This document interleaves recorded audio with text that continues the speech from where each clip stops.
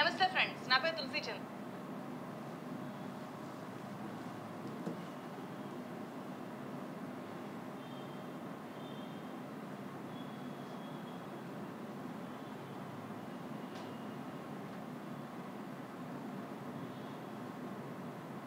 మీరు మీ life partner కోసం వెతుకుతున్నారా? అయితే పెళ్లి సంగతి. హే గైస్, ఎలా ఉన్నారు? ఏప్రిల్ స్టార్ట్ చేసావా? లైవ్ స్టార్ట్ అయిందా?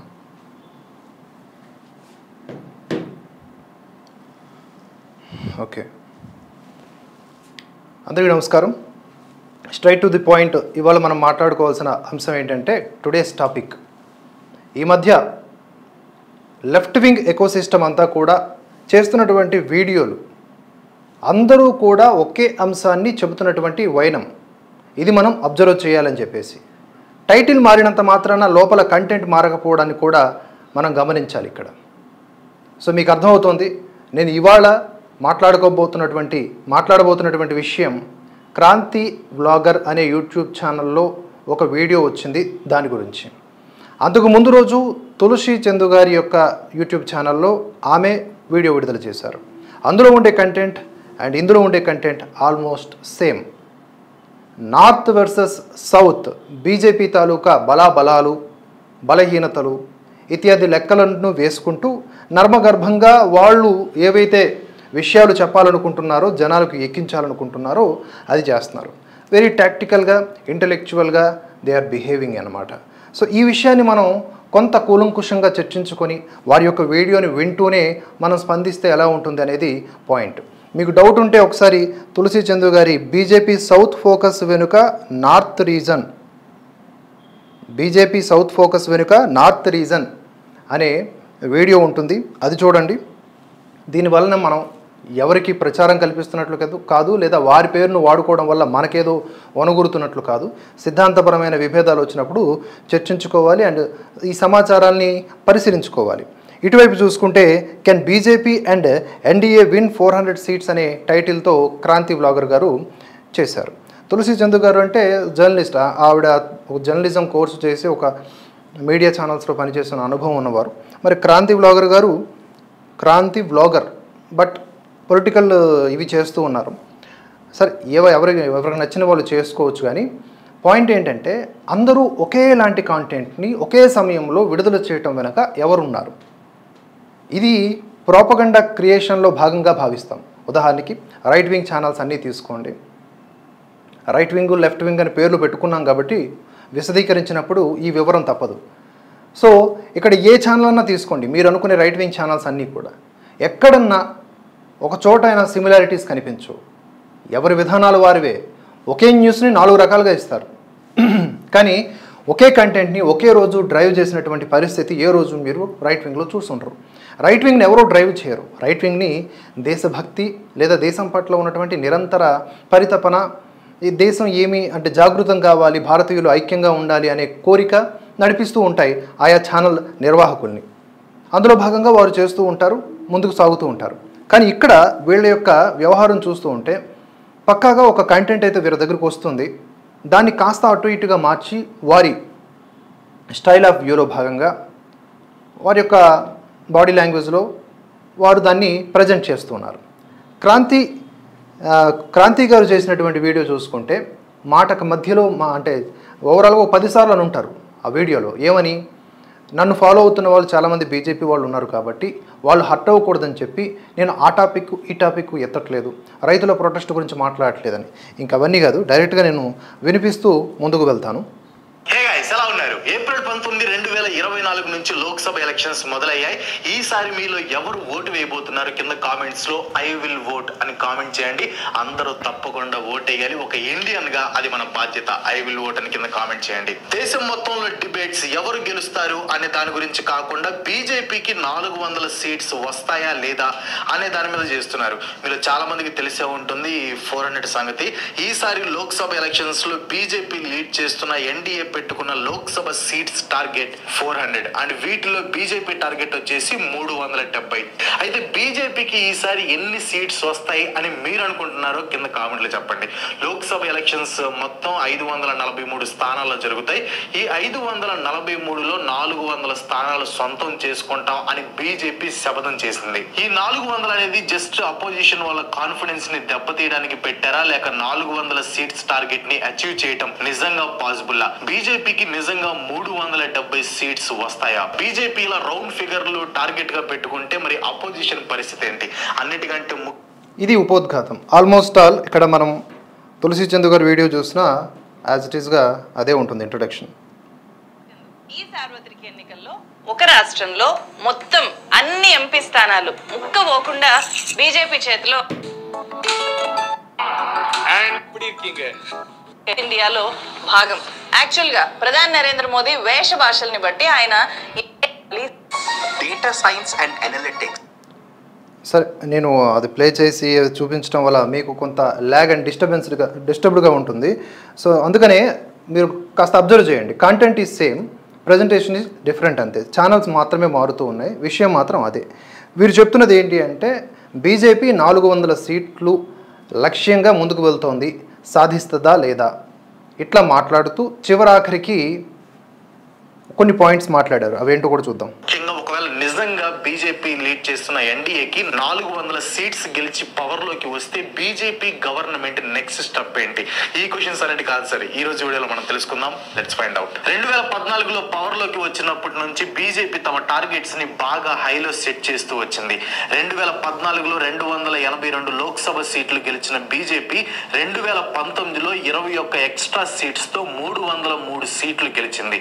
అయితే గెలిచిన ఈ 303 సీట్లలో కేవలం 224 సీట్లలో మాత్రమే బీజేపీకి 50% లేదా అంతకంటే ఎక్కువ ఓట్ షేర్ వచ్చింది. సో 2019 లోక్సభ రిజల్ట్స్ వచ్చాక బీజేపీ మొత్తం 160 స్థానాలని పిక్ చేసి వాటిని వీక్ సీట్స్ గా గుర్తించి వాటి మీద ఎక్కువ కాన్సన్ట్రేట్ చేయాలి అని డిసైడ్ అయ్యింది. ఈసారి ఈ 160 స్థానాలని 50% లేదా అంతకంటే ఎక్కువ ఓట్ షేర్ తో గెలవాలనేది బీజేపీకి ఉన్న ఇంకో టార్గెట్. బీజేపీకి వ్యతిరేకత వచ్చింది, ఈసారి గెలవటం కష్టమని అపోజిషన్ పార్టీస్ ఒకటే మోత మోగిస్తుంటే మోడీ గారు మాత్రం ఆప్కీ బార్.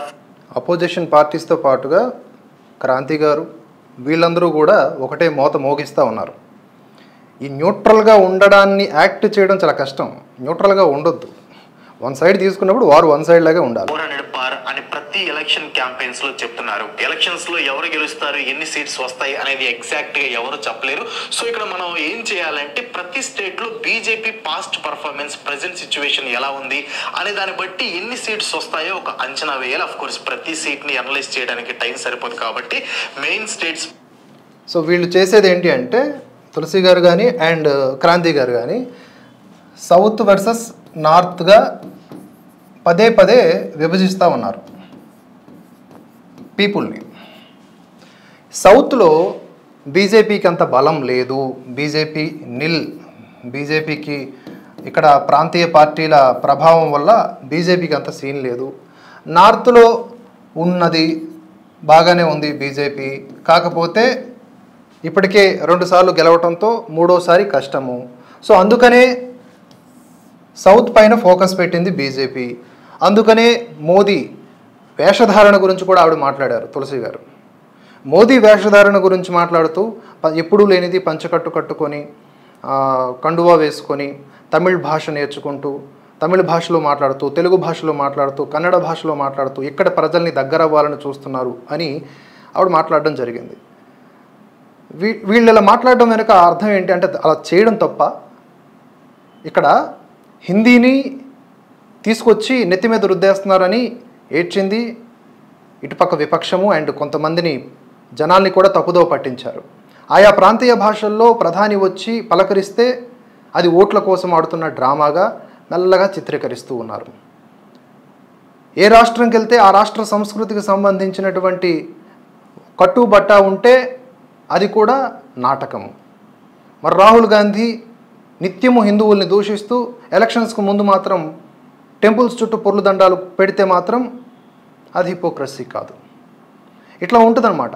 చూడ్డానికి వీడియోస్ అన్నీ చాలా నార్మల్గా ఇన్ఫర్మేటివ్గా ఉంటాయి, కానీ అక్కడక్కడ ఈ వీణం అనేది వస్తుంది అనమాట. ఆ విష పదార్థం అనేది చక్కగా అలా జొప్పించుకుపోతుంది.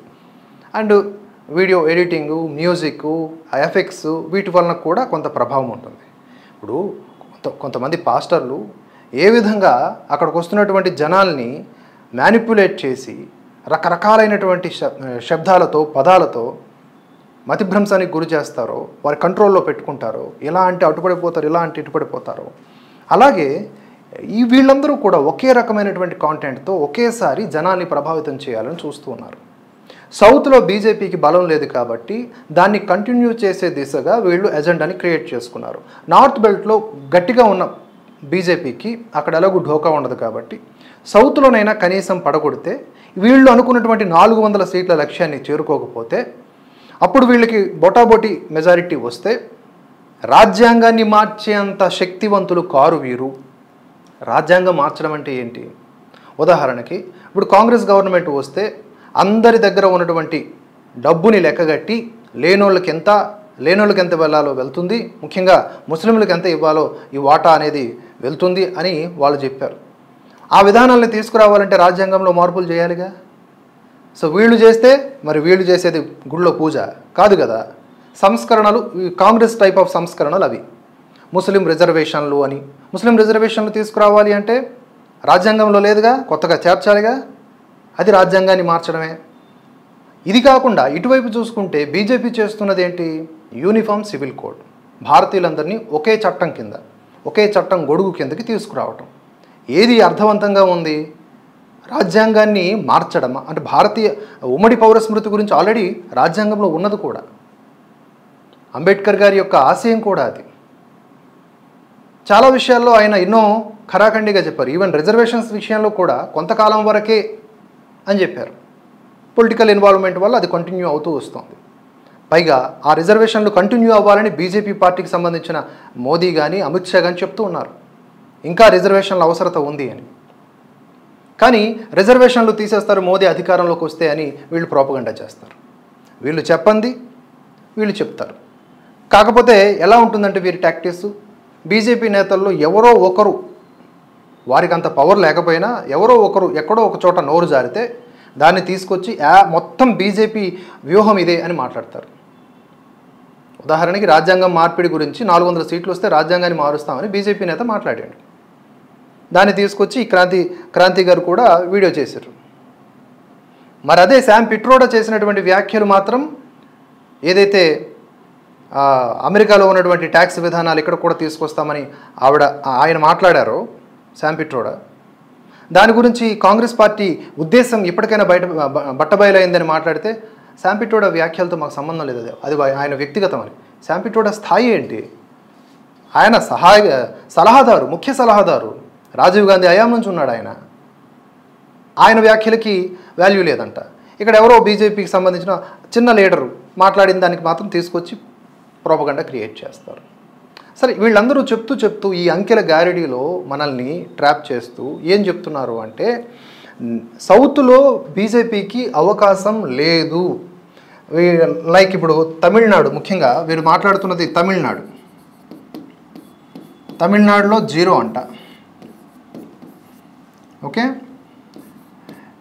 ఏపీ విషయంలో ఎలా చెప్తున్నారంటే ఏపీలో ఎవరొచ్చినా ఆ 25 స్థానాలు బీజేపీవే అని చెప్పి ఒక రకమైనటువంటి crying.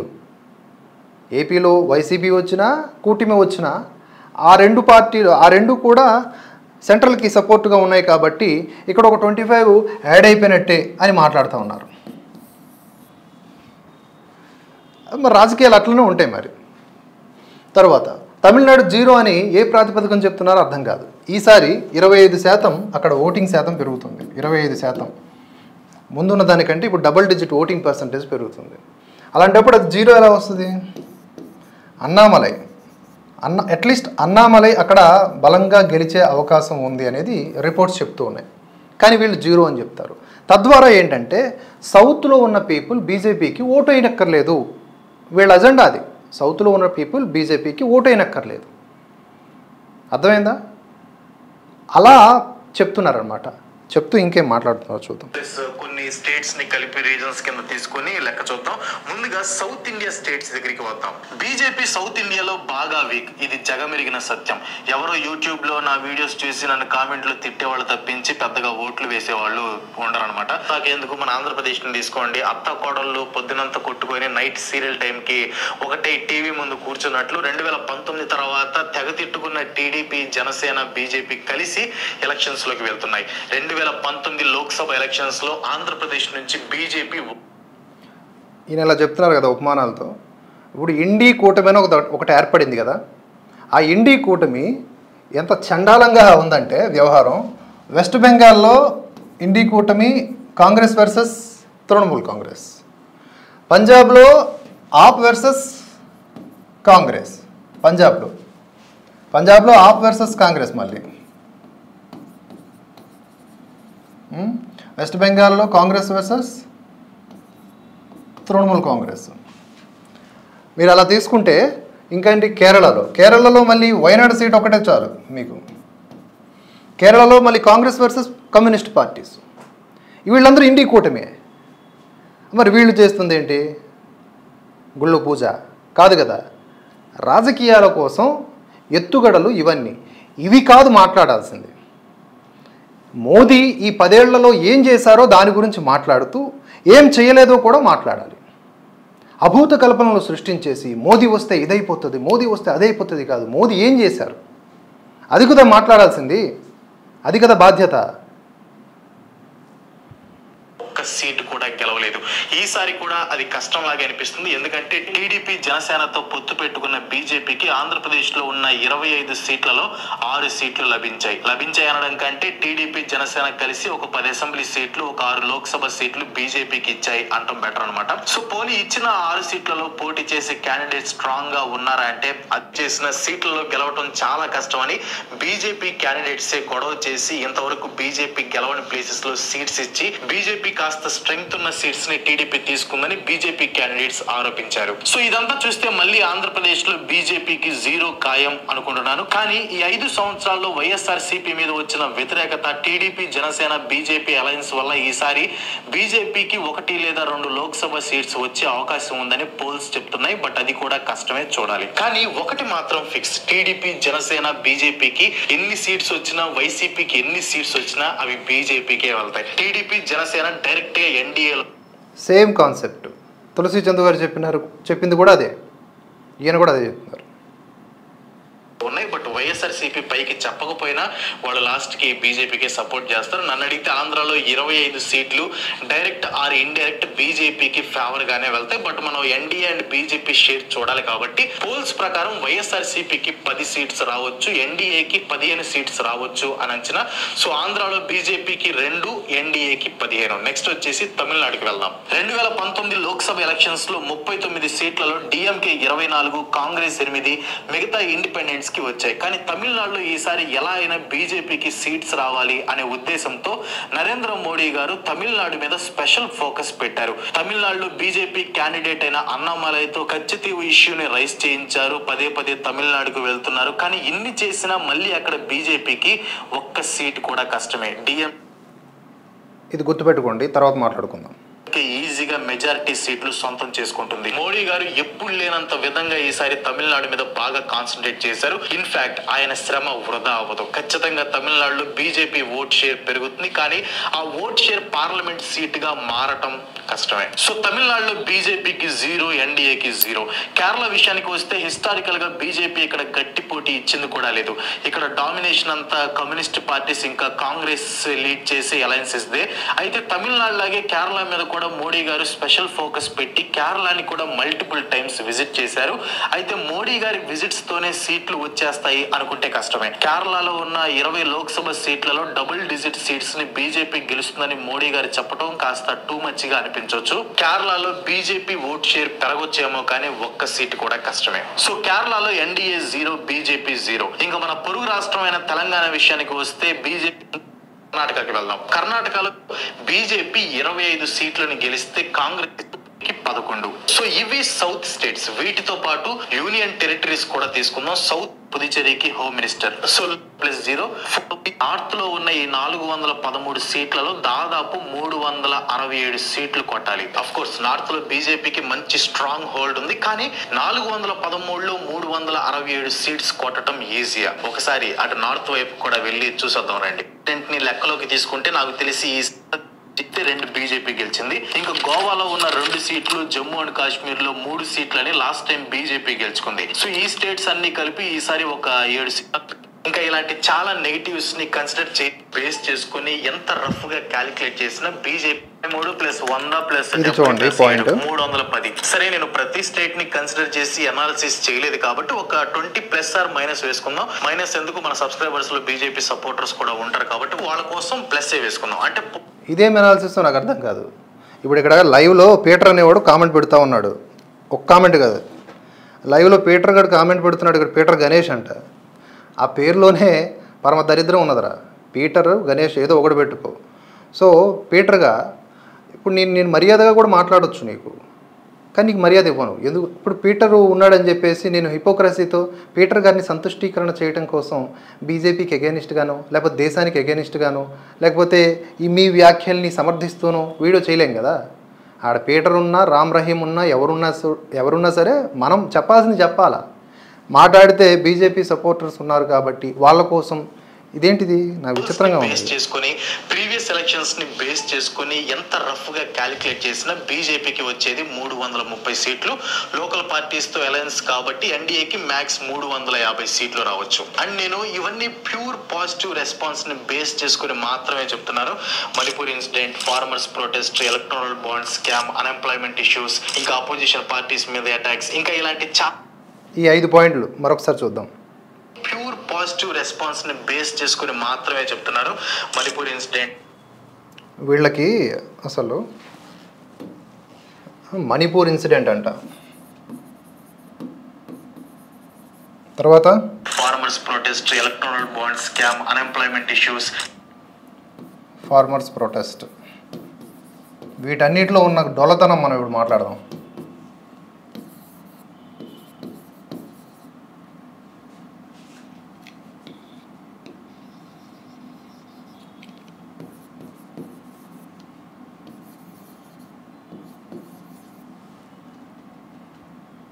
Opposition parties pure positive response ని బేస్ చేసుకుని మాత్రమే చెప్తున్నారు. Manipur incident, farmers protest, electoral bond scam, unemployment issues, ఇంకా అపోజిషన్ పార్టీస్ మీద అటాక్స్, ఇంకా ఇలాంటి చాలా నెగిటివ్స్. అపోజిషన్ పార్టీ మీద అటాక్స్ అంట.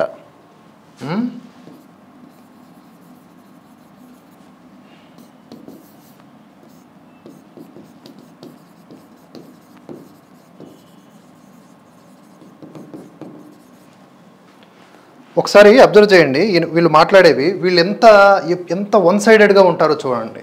మణిపూర్ కనిపిస్తున్న వీళ్ళకి సందేశ్ ఖాళీ కనిపిస్తుందా? సందేశ్ ఖాళీ మీద ఒక్క వీడియో అయినా చేశారా? చేయలేదుగా. సందేశ్ ఖాళీ మీద ఒక్క వీడియో కూడా చేయలేదు. వీళ్ళ ప్రేమ, వీళ్ళ ఓవర్ యాక్షన్, వీళ్ళ వన్ సైడ్ విధానాలు. తర్వాత మణిపూర్ అనే ఘటనలో వీళ్ళకి క్రిస్టియానిటీ కనిపిస్తుంది, క్రిస్టియానిటీ మీద హిందువులు దాడి చేస్తున్నట్లు కనిపిస్తుంది, ఇలా రకరకాలుగా. తర్వాత ఫార్మర్స్ ప్రొటెస్ట్ అన్నారు.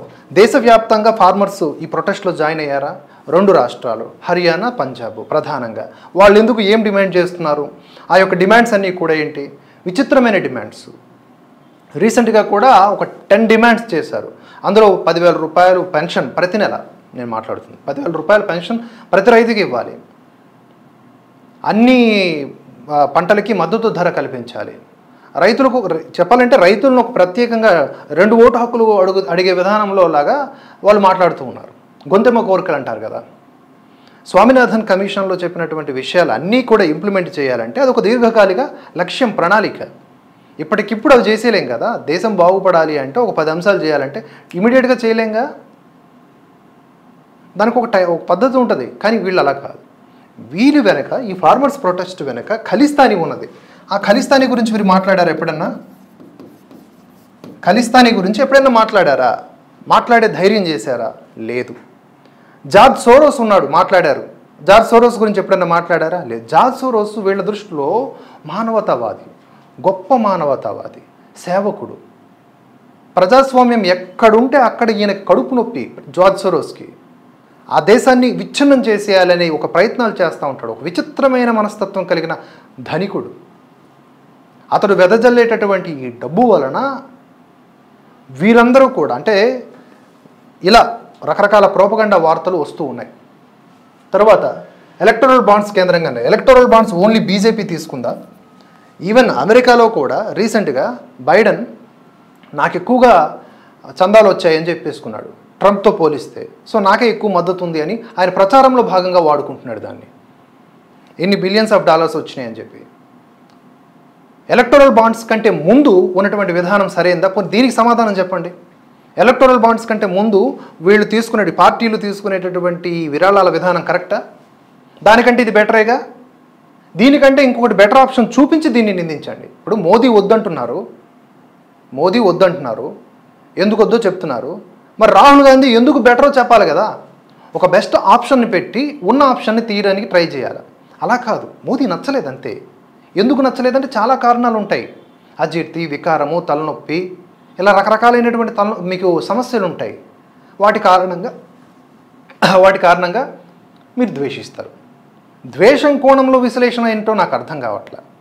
మళ్ళీ మాట్లాడితే నన్ను ఫాలో అయ్యే వాళ్ళు బీజేపీ వాళ్ళు ఉన్నారు కాబట్టి వాళ్ళు మళ్ళీ తిట్టుకుంటారు. వాళ్ళని సంతుష్టీకరణ చేయడం కోసం నేను ఇదిగో 20 సీట్లు, మనం ఇచ్చేది ఏంది 20 సీట్లు 30 సీట్లు అదనంగా.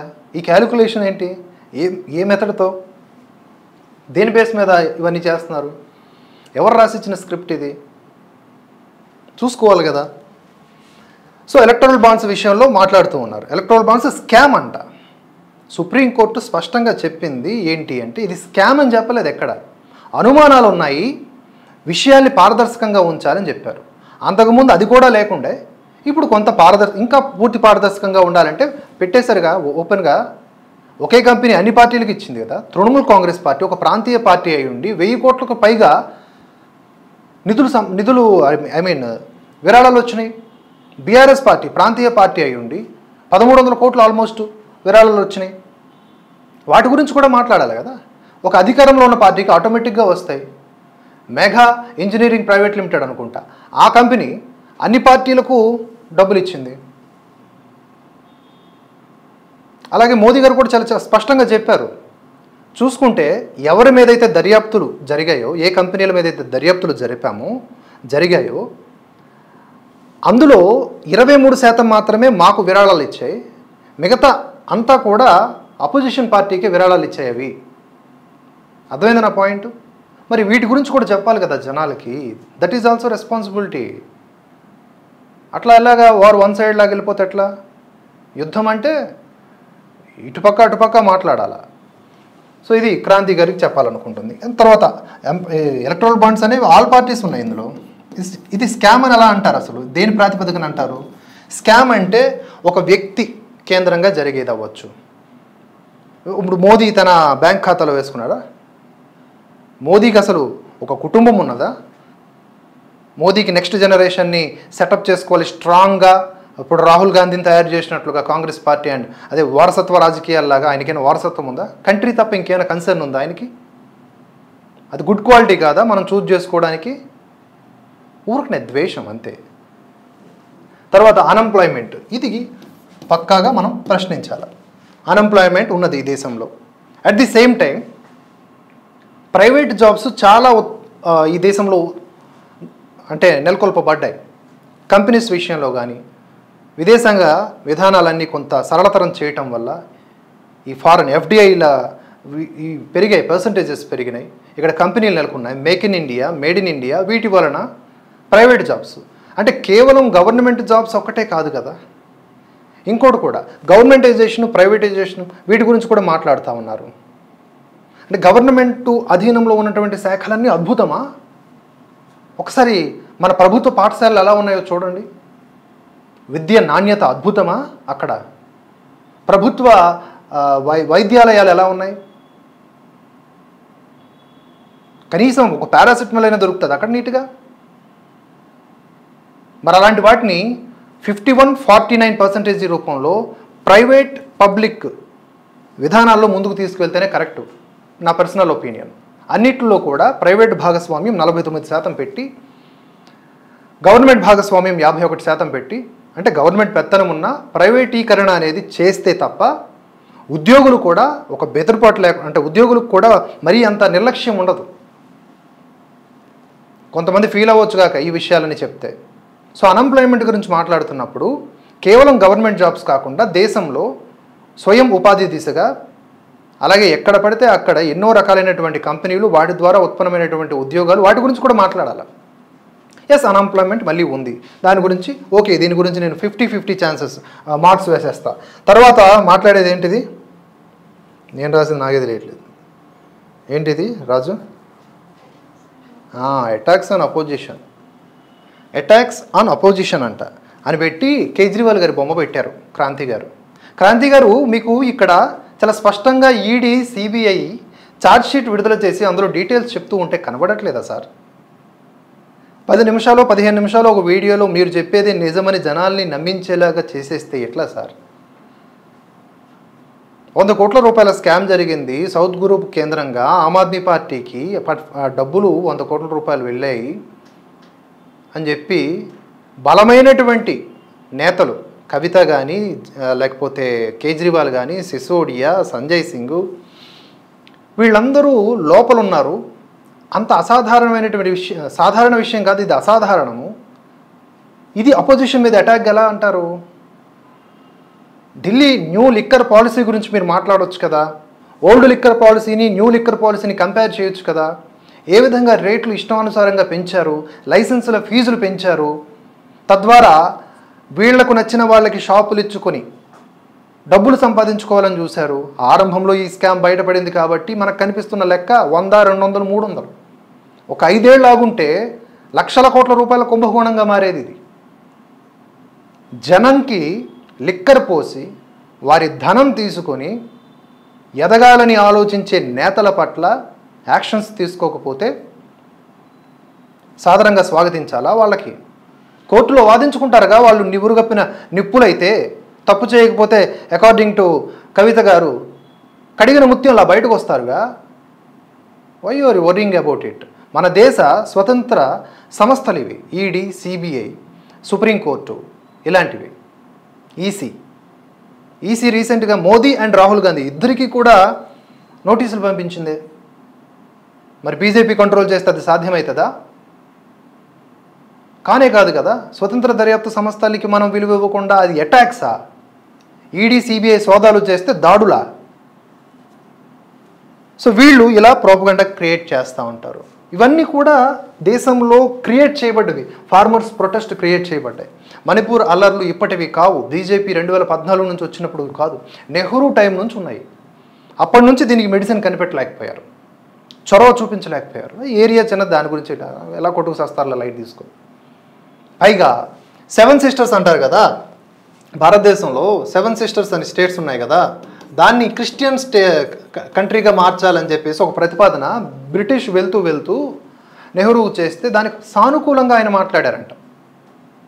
ఈశాన్య రాష్ట్రాలని ఒక సెపరేట్ క్రిస్టియన్ కంట్రీగా, ఎందుకంటే అప్పటికే ఒక ముస్లిం దేశంగా పాకిస్తాన్ ఏర్పడింది, హిందూ దేశం కాకపోయినా హిందూ దేశంగా భారతదేశం ఉంది. మరి క్రిస్టియన్లకు కూడా న్యాయం చేయాలి కదా, వాళ్ళకి ఆ మొక్క ఇచ్చేసేయండి.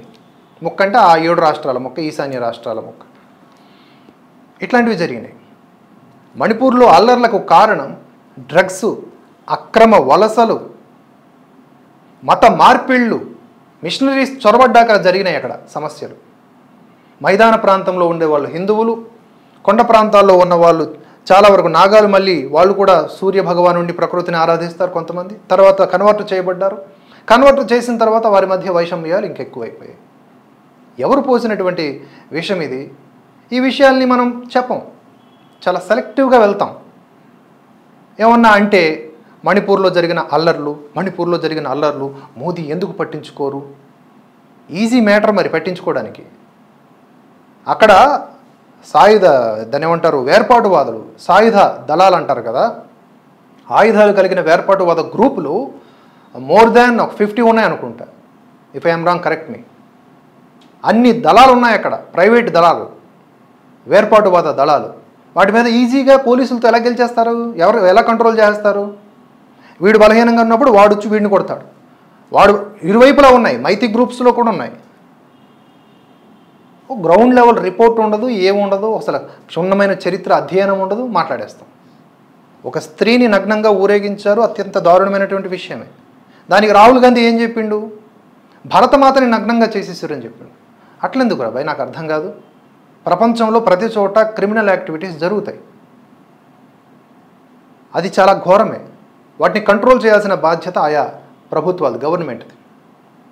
ఇక్కడ జరిగిన ఘటనని ఆ పరిధి వరకు చూపించి ఖండిస్తూ చెప్పాలి, కానీ భరతమాత నగ్నంగా ఊరి ఇది ఈ అక్కసు తీర్చుకోవడం అనమాట. ఇవన్నీ కూడా వీళ్ళు మాట్లాడరు.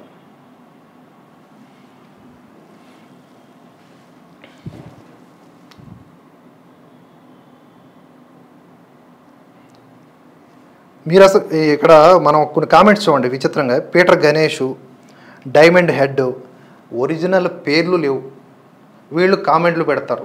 మళ్ళీ ఒక కామెంట్ పెట్టి ఆగుతారా అంటే వరుస పెట్టి కామెంట్లు. నాకు అర్థం కాదు. ఓపెన్గా మాట్లాడండి, ఫోన్లు చేయండి, ఫోన్ చేయండి నాకు, ఇప్పుడు మాట్లాడదాం. డైమండ్ హెడ్, వజ్రపు తలకాయ, ఫోన్ చేయి. నీ వజ్రపు తలకాయని ఛేదించి అందులో ఉన్న గుజ్జును బయటికి తీస్తా నేను. పీటర్ గణేష్, నువ్వు కూడా ఫోన్ చేయి. శామ్ పిట్రోడా, పీటర్ గణేష్, ఇవన్నీ విచిత్రంగా ఉన్న పేర్లు ఇవి.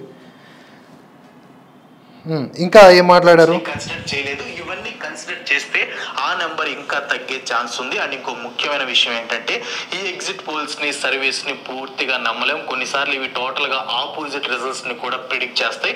సో అలాంటివి గతంలో మనం చాలా చూసాం కూడా. సో ఎలా చూసుకున్న ఎన్డీఏకి 350 దాటవు. మరి ఎందుకని బీజేపీ 370, 400 అని ఊదరగొడుతుంది? ఇది ఒక టైప్ ఆఫ్ మార్కెటింగ్. ఊదర కొడుతుంది అంటున్నారు కదా, 370, 400 బీజేపీ ఊదర కొడుతూ ఉంది. ఎగ్జిట్ పోల్స్, సర్వేస్ కొన్నిసార్లు తల్లకిందులు అవ్వచ్చు అని చివరిలో చెప్తారు. అది కూడా ప్లే చేస్తా. ఊదర కొడుతుందండి. బీజేపీ ఊదర కొడితే మరి కాంగ్రెస్ ఏంటి, బోర కొడుతుందా? బోరొత్తుందా కాంగ్రెస్ ఏముంటుంది? బీజేపీకి అంత సీన్ లేదు, 180 కంటే ఎక్కువ రావు, మేము వచ్చేస్తాం అధికారంలోకి అంటుంది. మరి కాంగ్రెస్ దేంటి ఊదర కొట్టుడు కాదా? భయంతో వణికిపోతున్నారు మోదీ నా మాటలు వింటుంటే అంటున్నారు రాహుల్ గాంధీ. ఊదరగొట్టడం కాదా? పదాలు మనం వాడేటప్పుడు సెలెక్టివ్ అప్రోచ్లో అయినప్పుడు దొరికిపోతాం అన్నమాట. ఇట్లా మనం బీజేపీకి అగెనిస్ట్గా ఉన్నామని క్లారిటీ ఇచ్చేస్తున్నారు మీరు. మోదీకి, బీజేపీకి అగెనిస్ట్గా క్రాంతి బ్లాగర్ ఉన్నారు, దాంట్లో స్పష్టత ఉంది. కాబట్టి మళ్ళీ అక్కడ సబ్స్క్రైబర్స్ని వాళ్ళని ఇంప్రెస్ చేయడానికి అవసరం లేదు.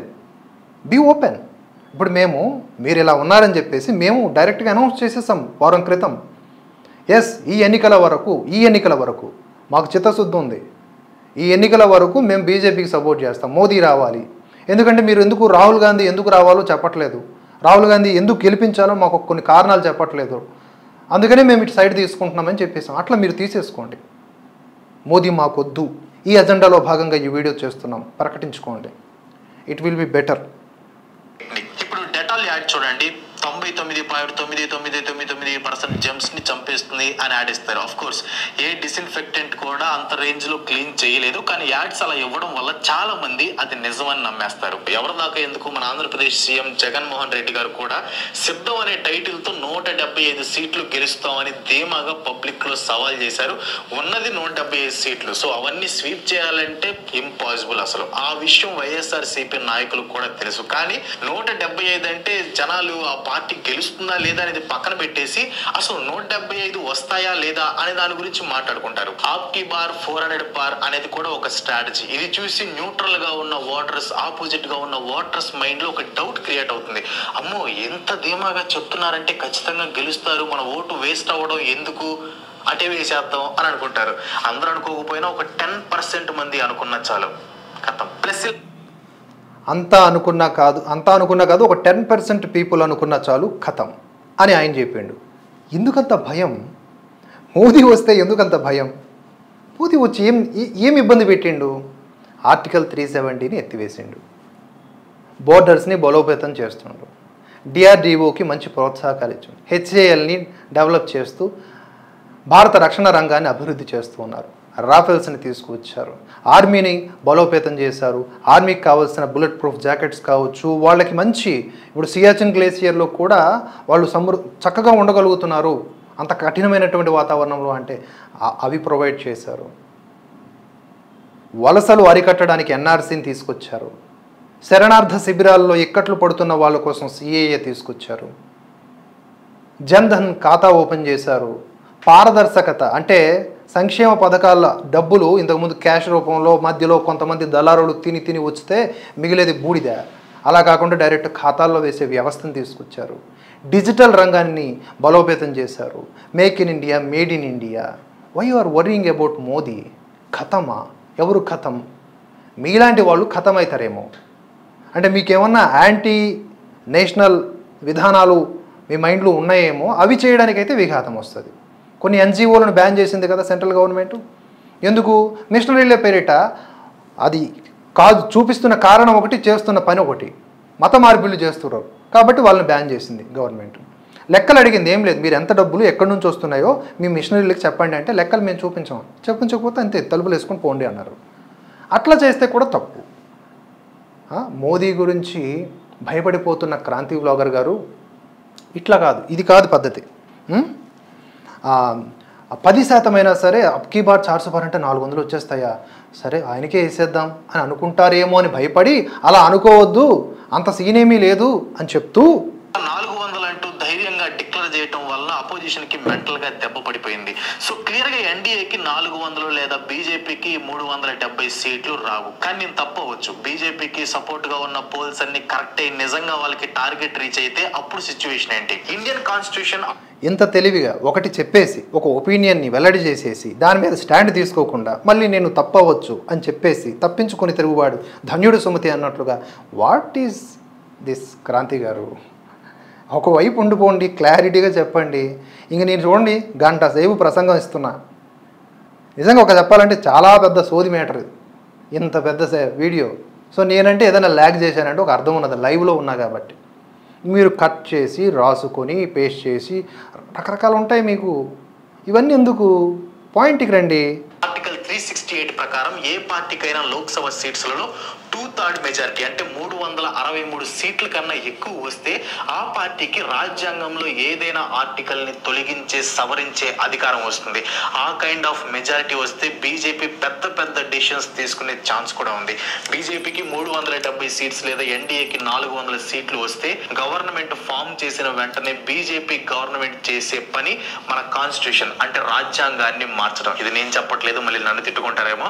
ఈ మాట అనేది బీజేపీ ఎంపీ మాజీ union minister of state for skill development and entrepreneurship అయిన అనంత్ కుమార్ హెగ్డే. కర్ణాటకకి చెందిన ఈయన క్లియర్ కట్ గా చెప్పేశారు, బీజేపీకి రాజ్యసభలో మెజారిటీ లేదు, అందుకే లోక్సభలో 400 సీట్లు రావాలి, అలా వస్తేనే కాన్స్టిట్యూషన్ ని మార్చడానికి వీలుంటుంది అని. అఫ్ కోర్స్ ఇది ఆయన ఆలోచన లేకపోతే నిజంగా బీజేపీ పార్టీ ఆలోచన అనేది తెలియదు, కానీ ఈ స్టేట్మెంట్ ని మాత్రం వేరే బీజేపీ లీడర్లు సపోర్ట్ చేయలేదు. అండ్ అనంత్ కుమార్ హెగ్డే గారికి ఈసారి సీట్ కూడా ఇవ్వలేదు. దానికి కారణం ఈ స్టేట్మెంటే అయి ఉండొచ్చు. అనంత్ కుమార్ హెగ్డే ఇచ్చిన ఈ స్టేట్మెంట్ తో జనాలు ఫిక్స్ అయిపోయారు, బీజేపీ కాన్స్టిట్యూషన్ ని మార్చడానికి ట్రై చేస్తుందని.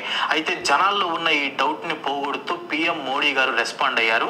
కాన్స్టిట్యూషన్ ని మార్చడం దాన్ని రాసిన అంబేద్కర్ గారి వలన కూడా సాధ్యం కాదు అని రీసెంట్ గా మోడీ గారు ఒక లోక్సభ ఎలక్షన్ క్యాంపెయిన్ లో చెప్పారు. అంతేకాదు అనంత్ కుమార్ చేసిన స్టేట్మెంట్ అతని సొంత ఒపీనియన్ అని బీజేపీ లీడర్స్ క్లారిఫికేషన్ ఇచ్చారు. ఇదంతా సరే, అపోజిషన్ సంగతి ఏంటి? మెయిన్ అపోజిషన్ అయిన కాంగ్రెస్ లీడ్ చేస్తున్న ఇండియా అలయన్స్ 100 నుంచి 120 సీట్లు గెలుస్తాయని పోల్స్ చెప్తున్నాయి. 400 సీట్లు గెలవడం అనేది చాలా అంటే చాలా కష్టం, ఇంపాసిబుల్ అని మాత్రం నేను అన్నా. ఎందుకంటే ఆల్రెడీ ఇలా ఒకసారి జరిగింది కూడా. 1984లో మామూలు కామెడీ కాదు ఇక్కడ.